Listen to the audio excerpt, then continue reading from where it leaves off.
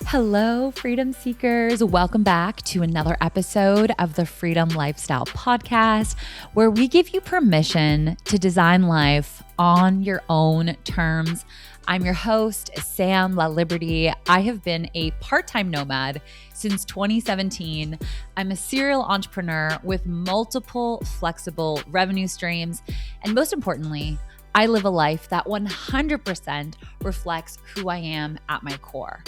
If we already follow each other on Instagram, you know that two big parts of my ideal lifestyle include travel and meaningful friendships. And today we are combining both because I literally just got home from one of the most memorable trips I have taken in years. I had a 4-night getaway to Sedona, Arizona with nine of my closest girlfriends, okay? I am still buzzing that we pulled this off at our age. And so today is not only going to be giving you a full breakdown on Sedona and why it absolutely blew my mind and why it should absolutely be the next destination for your group trip, but also a very important reminder about the power of female friendships, especially as we enter new phases of our lives, ladies. So, if you have never heard of Sedona before, I am so excited to be the one to get to introduce this place to you. Just to level set, Sedona is a town in Arizona. You fly into Phoenix, which was about a 3-hour flight for me from Vancouver. And then once you land, you drive about 2 hours north to Sedona. The drive itself is quite beautiful, mountainous, desert, peaceful. And then as you get closer to Sedona, you start to see what makes Sedona so special and so iconic. And that is like a big piece I would like to mention. When I landed in Phoenix, I was acting a little snobbish in the back seat of our car rental because I live in Squamish, BC. I am used to gorgeous mountains everywhere I look in town. So when I got to Phoenix and I saw what they had, I was like, okay, this is pretty good, but this is no Squamish. But my friends from Ontario, they were loving it. They were taking photos and videos out the car window the entire drive. I was not yucking their yum. I was just quietly sitting back, hoping it was going to get better. And oh, yeah, it did.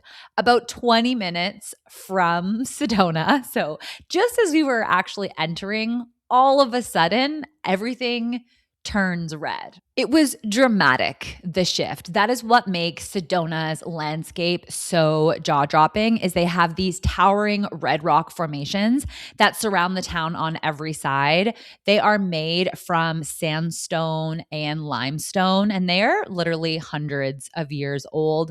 They have a very iconic rusty crimson red look to them from iron oxide, and they are everywhere. They surround the entire town. No matter where you look, you see famous formations like Cathedral Rock or Bell Rock or Coffee Pot Rock. And they are also so much more than just really pretty backdrops. They really define the entire energy of the place. Every hike, every restaurant patio, every Airbnb window has a different angle of these red rock formations. And no matter how many times you look at them, it just never got old. 4 days straight, I was finding myself trying to take photos of them, and then the pictures would never be as pretty as what I was seeing with my eyes. This trip was also particularly special for our friend group because it's been like 7 years since we traveled together. We're in our mid-30s now. About half the group has babies and has started to enter motherhood in the last 5 years. If you've got girlfriends with newborns, you know that even with everybody's best intentions, it's going to shift the friendship, okay?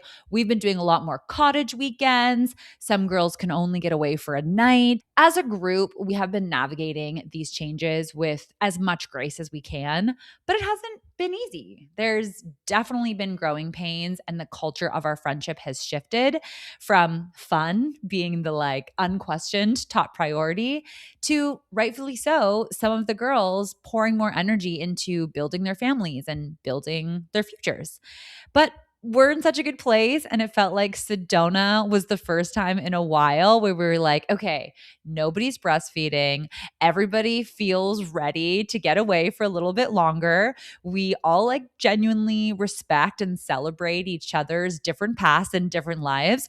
But for these 4 days, we were in sync and we were ready to say yes to the girls' trip. For context, our last international girls' trip together was a very different adventure. It was in Colombia, a very party heavy trip, booze cruises, late night shenanigans. And so we already knew that Sedona was going to be different. And whether you had babies or not, you were ready for something different. Okay. We've all grown up a little bit. We had some criteria though. So we needed to get on the same page if we were going to pull off this girls' trip. We knew we wanted somewhere that would be like 5 hours or less of a flight for everyone, somewhere where we could be really active and do outdoor adventures, somewhere that had decent food. Although, honestly, that probably was the biggest disappointment, especially for the foodies in our group, which I'll cover in this episode. And we also wanted to go somewhere that none of us had been. And there's 9 girls who also like to travel. So it was no easy feat. My husband, Jared, had been on a boys' trip to Sedona the year prior, and he also wouldn't stop raving about it. I'm pretty sure that's how the destination came on our radar. I don't know if I can fully take credit for that, but that's how I remember it. I honestly would have been thrilled to go anywhere other than Muskoka, though, for the past like 5 years. And I'm not kidding. We have booked approximately a dozen Airbnbs just in the Muskoka area. So I was dying to take these girls somewhere new, but I didn't know if we would actually be able to make it happen, especially as everyone started to list out their deal breakers. I think what helped is that we had the initial conversation together in person. We do an annual Friendsgiving weekend every October. You guessed it, it was in Muskoka, obviously. And during the last one, the idea of taking an actual trip, getting on a plane and meeting up somewhere, this idea that always gets brought up, it was like getting more traction than usual. All the mamas were feeling okay about leaving their loved ones. The child-free girls were really wanting to invest in making a special memory together. So it just took us like 3 hours to agree, but we did it. Okay. We spent 3 hours talking it out, hearing what everybody's hard limits were. Some people wouldn't budge on time zones, others had already been to certain places. All inclusives were off the table for the adventurous people, including me. But then also safety was a non negotiable for other people. So I think the biggest hesitation a lot of us had with Sedona was being nervous to travel to the US right now. You know, fair. Just got to bring that up. But honestly, it was completely fine. None of us had issues at the border. All of us are white women with Canadian passports, though. So please take that with a grain of salt. I will say I never once felt any sense of civil unrest in the US or any type of fear for my safety. At one point, we rented really expensive mountain bikes, and the guides didn't even suggest that we lock them up if we had to pop inside a restaurant, use the bathroom, or to grab something quick. So I feel like that alone felt very telling in terms of just the safety and the vibes in Sedona. So it checked all the boxes. We agreed on Sedona. And then I think the next key piece to actually pulling off this girls' trip for this amount of women was to act quick. Once people had already said they were interested, we quickly formed groups. Some girls were responsible for looking at the flights, others were on car rentals, others were on Airbnb, others were looking into activities, restaurants. We all kind of divided and conquered very quickly. And the girls who were on the Airbnb, just like within a week of Friendsgiving, were already proposing specific dates, multiple Airbnb options for us to vote on. And it kind of became this moment of like, are you in or are you not? Because we all need to agree on a price and it's based on how many girls show up. So, like, we're looking for your commitment now. So, this was in October and the trip was in April, just to give you an idea of how much time we had to work with on this. There were 11 girls at Friendsgiving. We did lose two. So not everybody was able to fully commit in the end, which was sad. But I'm really impressed with how many people were able to pull this off. These are my best friends from Ontario, okay? If you've been listening to the show for a while, you probably remember me moving from Ontario to British Columbia during the pandemic. The hardest part of my move, or one of the hardest parts, really was leaving this group of girlfriends that I was so close with in Ontario. I knew our friendship was special and it wasn't going to be something that I could just replace in BC. There is such a special mix of personalities in this group. We're all so different, and I would say are becoming more different as we get older. Some girls are more spiritual, some girls are more athletic, some girls are more sciencey, some girls are more chill. And I'm really mentioning the science versus spiritual mix right now because it came up on this trip when we were agreeing on activities.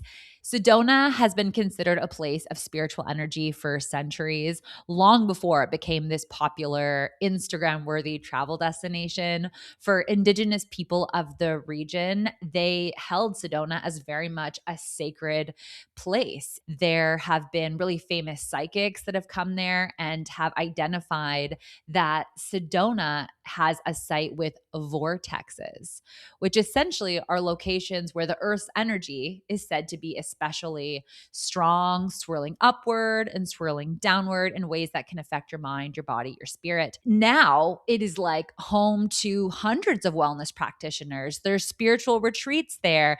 There are vortex tours there, which is what essentially came up in our girl group because scientifically, there's no verified evidence that these energy fields actually exist in any type of measurable way. Right. And so when one of the girls wanted us to pay like over $100 each to go on a vortex tour, it caused pause for some of the other girls of like, is this a way that I want to invest my money? Do I agree with this? Am I willing to pay for something I can allegedly feel, even though I can't explain what it is or if it's real? When this got suggested as an activity to do a vortex tour while we were there, I was really curious. I felt like this was our next hurdle as a girl group was to actually decide what activities we were going to do, despite us being all quite different in our approaches and obviously how you spend your money.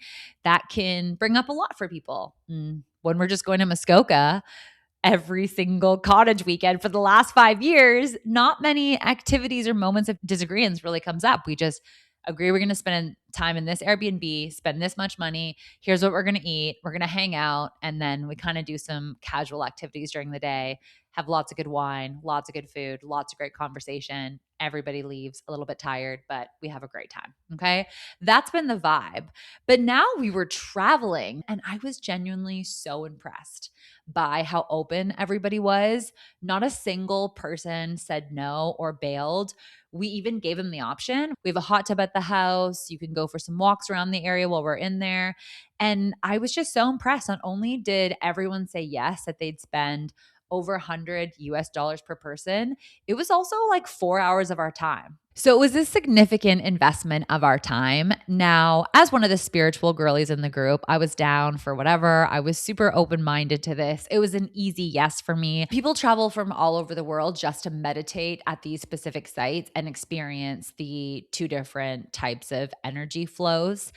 I think even if you go into a vortex tour as a full skeptic, it is hard to ignore the fact that for thousands of years, people have been going here and believing this space is so special. And so, like, sometimes just that collective belief itself becomes the experience. Our guide was also quite the character. We found ourselves quoting her like all weekend. One of her favorite lines was she would say, everyone thinks there's 4 vortexes here, but really there's just one. This whole place is a vortex. And you know what? I would say we felt that not in any type of grand enlightenment kind, but more in the sense that literally none of us could sleep the entire trip. Every single morning over breakfast, someone new from the group would report how they also had barely slept and they were tossing and turning all night. I found myself retreating to the living room couch every single night because I just felt so bad for my friend that I was sharing a bed with. Like, I could just not fall asleep. Even my trusted sleeping pills that I'll bring on a trip like this, they were not doing a thing. Okay. So, maybe that upflow, energizing energy is real after all. Another thing that kind of divides our group is sports. Everyone is quite active, everyone is healthy, but some of us are a little bit more into the extreme stuff. And Sedona is a world class mountain biking destination. I am still a new mountain biker, but I'm completely obsessed. This is my third season mountain biking. I've completely overcome the fear of having to climb uphill for 30 minutes and not knowing if I could even do that in order to do the sport. And I'm riding like once a week. So when I saw that Sedona was a mountain biking destination, I was immediately excited and committed to pulling this off. One of my other girlfriends in the group has way more mountain biking experience than me. She's been doing it for years. She's so impressive. And her and I were quietly scheming about how we were going to pull this off. We knew we were the only ones with any real experience, and it wouldn't be fair for anyone for us to have to spend the day teaching our friends go from 0 to 1 as mountain bikers. We wouldn't be getting what we wanted out of it, and they would probably just feel like a burden. But we still really wanted to mountain bike while we were there, and we also didn't want to ditch our friends. Like, it was a full day activity. When you only have 4 days there, a full day matters a lot. We found the dream solution. The bike outfitter, I believe they were called Thunder Mountain Bikes. They not only offered us rentals for the day, but basically the day they designed for us was perfect. They gave everybody a morning lesson. So the beginners who had never been on a mountain bike before learned a lot of the basics. Me and my friend who had some experience also did some drills. We had a little break for lunch. And then in the afternoon, we split up into two groups, those who were new mountain bikers, and then me and my friend with experience. And we did a guided trail ride for like another 2.5 hours. It was perfect. But still, I had to convince the girls that this was a good use of about 250 US dollars and a quarter of the trip. So, again, planting this seed and suggesting it to the girl group, this was via text and WhatsApp. I didn't really know how it was going to go. But just like the Vortex tour, everyone was completely game. I mean, of the 9 of us, one girl was 6 months pregnant. So she very much had a pass for not participating. And then two of the girls said that they would keep her company, but also were just like a little bit scared, which is fair. That's fair. I mean, admittingly, most of the girls who were new mountain bikers did end up getting hurt. One girl is going home with a big cut on her face. A couple have some bruises on their elbows and their knees. But let me tell you, the smiles on everybody's faces after their afternoon guided trail ride was amazing. And me and my friend who were in the other experience group, we were just standing there in awe as the four girls came biking in, beaming, literally like squealing at points about how empowered they felt and how excited they were to mountain bike again, asking me questions about where is a good place to get a used bike and if they were going to mountain bike in Ontario, where would we recommend? So I'm like so excited that this is like a new sport that could maybe even unite our group in the future. They had the definition of stoked. I couldn't believe it. I was so proud and I was also just so satisfied that we pulled it off. My ride was amazing. I did the Mezcal Trail, which is one of the more iconic blue-black runs in Sedona. I did most of the features, definitely took the easy lines a lot of the time. I'm working on my bravery let's say. But I think my technique is pretty solid. I'm pretty stable on a bike and I have really great endurance. So that is very helpful. But regardless of whether I had a good time, I was just so happy to see my friends willing to try mountain biking. I think that openness, that willing to try something outside of your comfort zone was something so uniquely alive on this girls' trip for us, and just something that I haven't seen as much from our girl group during our typical cottage weekends in Muskoka. And I've been thinking a lot about why. I really believe that when you go somewhere new, you just naturally slip into a different version of yourself. When you're in a more familiar place, you're going to lean on your familiar habits, the things that make you comfortable. And if you're typically somebody who hesitates about something, why would that be any different? But when you're on a trip somewhere new, you're already in unknown territory mode. And so saying yes to one more unfamiliar thing, it doesn't feel like that much of a leap. Travel has this way of just like temporarily suspending this story we can tell ourselves about who we are and what we can do. And back home, maybe my friends would say, "Oh, I'm not really a mountain biking person." But in Sedona, surrounded by the red rocks and strangers and this shared sense of adventure and the energetic vortex is all around you, maybe in Sedona you get on the bike. And you know what? Maybe you love it. And I think that really is one of the major gifts that we all received going somewhere new. And we all left with these new ideas about what was possible for ourselves. A few other things that really made this trip flow so beautifully, I think my pro tips was that we made all of these decisions in advance. Are we doing the Vortex tour? Are we mountain biking? Are we going to this restaurant? We had a shared Notion page with our day by day itinerary.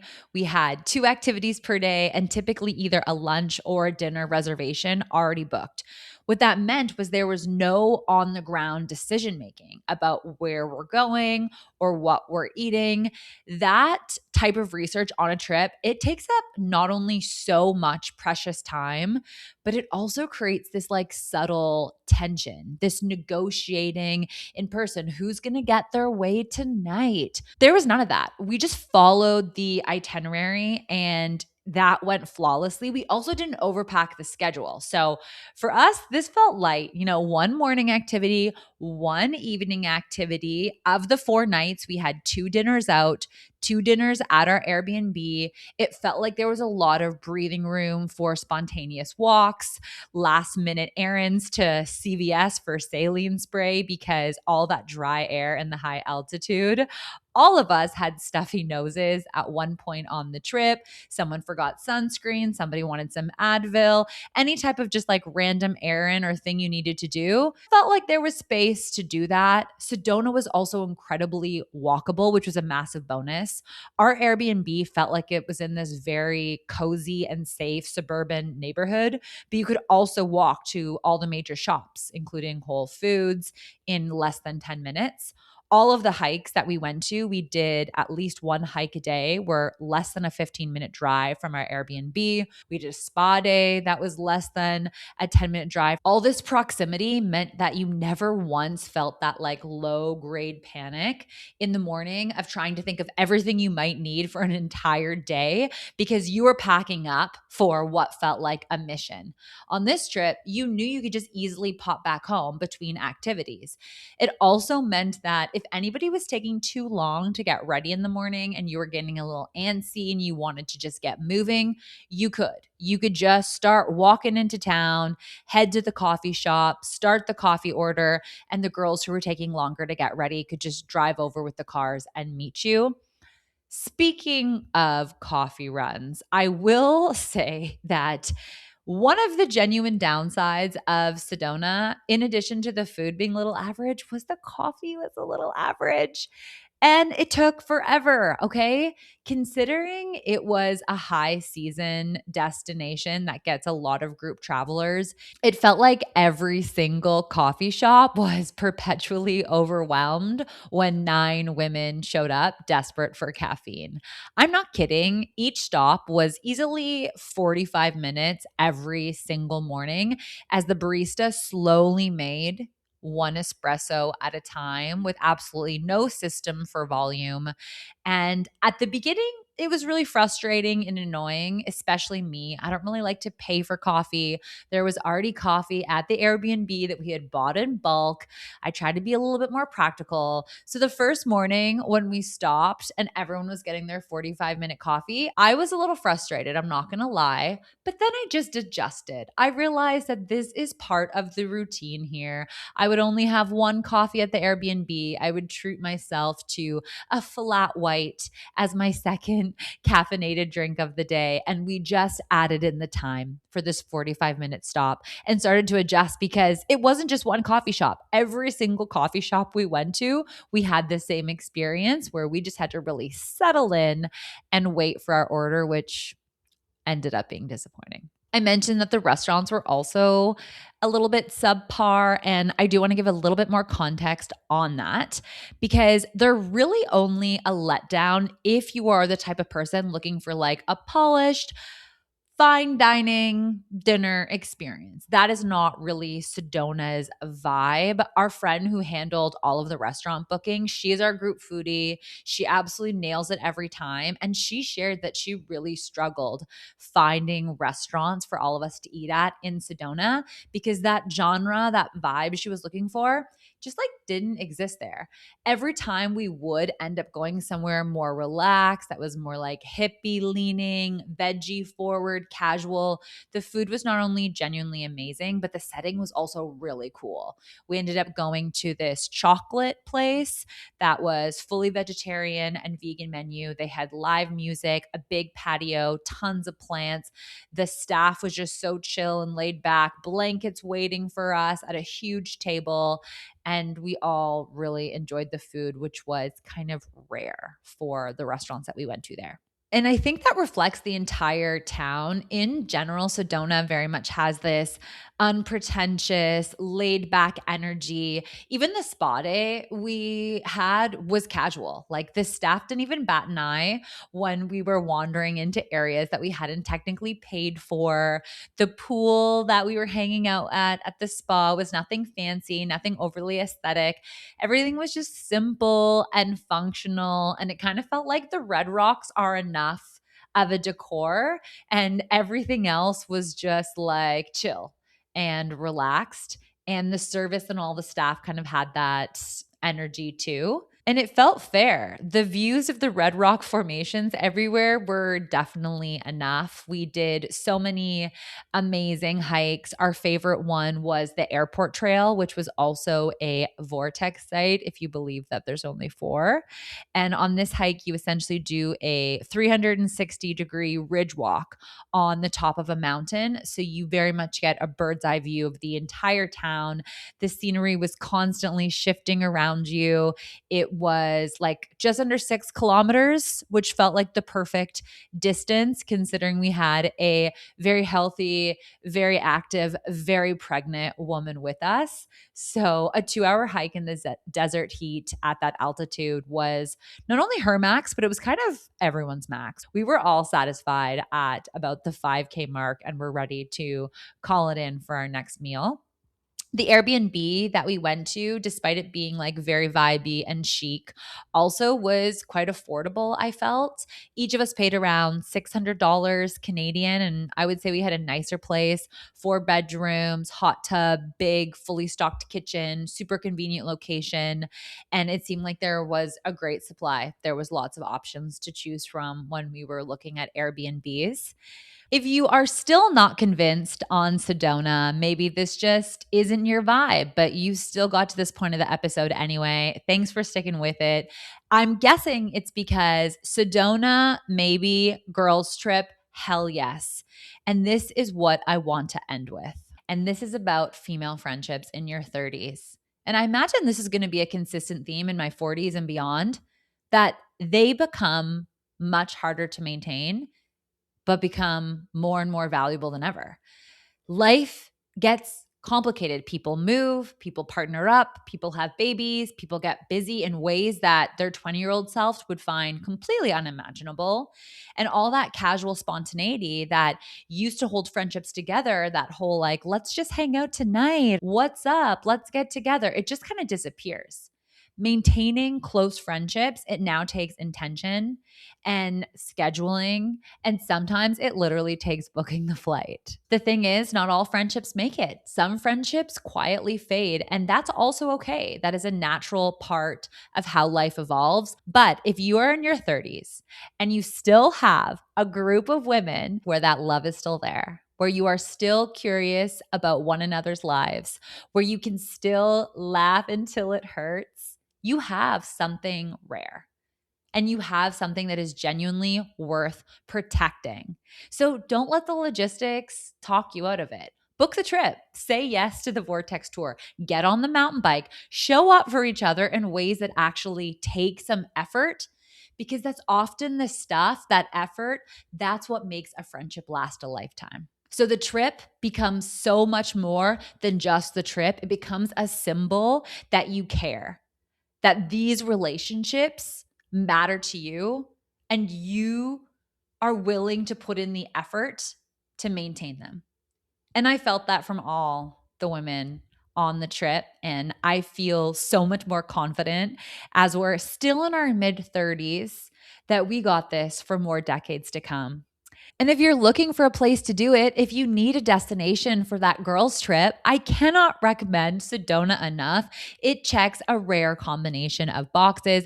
It is beautiful in a completely one-of-a-kind way. It's incredibly active and adventure-friendly. It's accessible from most of North America in under 5 hours. It has this like relaxed, unpretentious energy. It's not trying to be Miami. It's not trying to be Vegas. It's not a place where you like have to really care about being seen. And did I mention cannabis is also legal in Sedona, which absolutely spiced up the spa day for some of us. But you didn't need it, okay? You don't need cannabis to have fun in Sedona. You don't even need to be spiritual or scientific, a hardcore mountain biker, or someone who's perfectly happy with a spa day and a hike, a planner, someone who just wants to follow along. Sedona has something for everyone in the group. I highly, highly, highly recommend it.